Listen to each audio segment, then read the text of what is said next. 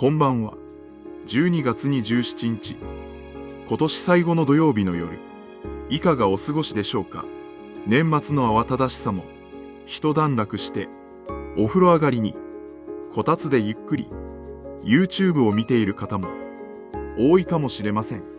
そんなリラックスタイムに、少しだけ、耳の痛い話をさせてください。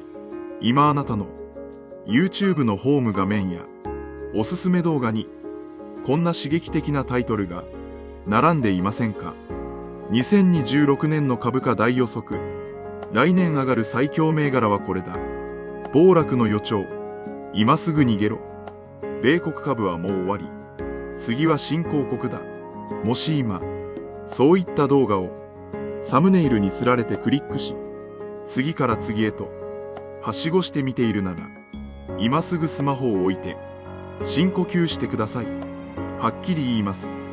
その来年の予測動画を見れば見るほど、あなたの資産は増えるどころか、確実に減る方向へ向かいます。今日は、明日後悔する資産の断捨離という非常に重要な話の前段として、土曜の夜に50代が絶対にやってはいけない情報の取り方について緊急でお話しします。この動画を見終わる頃には、来年の株価がどうなるか、なんてことは、どうでもよくなります。代わりに、どんな相場が来ても、私の資産は大丈夫だという、確固たる安心感が手に入ります。予測に振り回されて、不安な年越しをするのは、もう終わりにしましょう。お金と自由の航路へようこそ。案内人の船長です。さて、なぜ私がこんなに強い言葉で、予測を見るなというのか。理由はシンプルです。予測はエンターテイメントであって、投資戦略ではないからです。皆さんは不思議に思ったことはありませんか。毎年毎年、年末になると、経済のプロやアナリストたちが、こぞって来年の予測を発表します。日経平均は4万円を超えるとか、ドル円は130円になるとか。でも、その予測が当たったこと、どれくらいあるでしょうか。ある統計によると、プロの市場予測が当たる確率は約 48% だそうです。つまり、コイントスで裏表を当てるのとほとんど変わらないんです。なぜ彼らは当たらないのか。それは彼らが無能だからではありません。市場というのが数億人の参加者の心理と世界中の政治経済が絡み合う超複雑系だからです。バタフライエフェクトという言葉をご存知でしょうか。ブラジルの一匹の蝶の羽ばたきがテキサスで竜巻を引き起こす。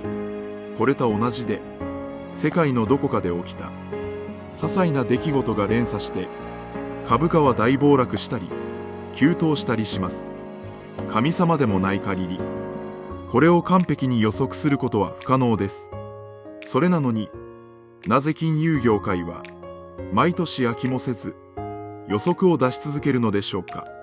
ここに業界の不都合な真実があります。彼らが予測を出すのはそれが正しいからではありません。それが商売になるからです。証券会社にとって一番困る顧客は誰だと思いますか。一度買ったらほったらかしにして何もしない人です。売買手数料が入らないからです。逆に一番ありがたい顧客は頻繁に売買してくれる人です。だから彼らは予測という名の刺激を与えます。来年はここが暑いといえば、人々は今の株を売って新しい株を買ってくれます。来年は暴落するといえば、人々は怖くなって株を売って現金にします。どちらに転んでも予測を出せば出すほど市場にお金が回り、手数料が落ちる。これが予測ビジネスの正体です。メディアも同じです。平穏無事なニュースよりも来年大暴落するというサムネイルの方が圧倒的にクリックされます。私たちの脳は本能的に危険を知らせる情報に反応するようにできているからです。つまり YouTube にあふれる来年の予測動画というのはあなたを豊かにするための情報ではなく、あなたの不安と欲望を刺激して時間を奪い、あわよくば売買させるためのエンターテイメントなんです。これを理解せずに真に受けてしまうとどうなるでしょうか。典型的な負けパターンをお話ししましょう。例えばあなたは今年新NISAで S&P500 やオルカンをコツコツ積み立ててきたとします。結果もプラスになっていて順調です。ところが年末のこの時期に、来年は米国株が低迷する、次はインド株の時代だという動画を見てしまいます。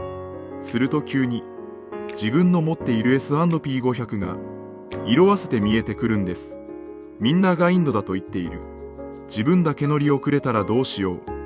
このままアメリカ一本でいいのか。不安が膨らみます。そしてついに積み立て設定を解除し、よく知らないインド株ファンドやテーマ型投資信託を購入してしまう。あるいは来年は円高不況が来ると聞いて怖くなり、せっかく積み上げた資産を売却してしまう。これが50代にとっての致命傷になります。なぜなら投資のリターンというのは予測の正しさで決まるのではなく、市場に居続けた時間で決まるからです。有名なデータがあります。過去に10年間 S&P500 に投資し続けた場合のリターンは年率約 10% でした。しかしもしその期間中の値上がり率ベスト10の日を逃してしまった場合、リターンは半分以下に落ち込みます。ベスト30の日を逃したらリターンはほぼゼロになります。予測を信じて売買を繰り返すということは、このベストな日をみすみす逃すリスクを自ら追いに行く行為なんです。稲妻が輝く瞬間に市場にいなければならない。これは投資の神様たちの格言ですが、予測動画を見てあっちへフラフラこっちへフラフラするのは航路図を持たずにその日の天気予報だけを見て船の進路を毎日変えているようなものです。そんな船は目的地には着きません。必ず遭難します。特に50代の私たちは20代とは違います。失敗して資産を減らした時、それを労働収入でカバーできる時間も体力も残されていません。だからこそ不確実な予測に大切なお金をかけてはいけないんです。市場平均点を取り続けること、誰が何と言おうと決めたルールを守り抜くこと、これが50代の唯一の正解です。では具体的にどうすればいいのか。今夜この動画を見た後にやっていただきたいことが一つだけあります。それは情報の断捨離です。明日物理的な資産の断捨離の話をしますが、その前にまずは頭の中をきれいに片付けてほしいんです。具体的には3つのステップがあります。ステップ1、来年の予測をしている動画や不安を煽るニュースを意識的に遮断すること。 YouTube には興味なしボタンという機能があります。ホーム画面に煽り系の動画が出てきたら迷わずそれを押して視界から消してください。もしどうしても見てしまうならそのチャンネルの登録を解除することも検討してください。ステップ2、今年の結果を見て方針を変えないこと。年末はどうしても今年のリターンを確認したくなります。儲かった人は気が大きくなり、損した人は焦ります。でもたった1年の結果なんて長期投資においては誤差でしかありません。今年たまたまハイテク株が良かったからといって来年も良いとは限りません。むしろリターンへの回帰といって上がったものは下がり、下がったものは上がるのが相場の常です。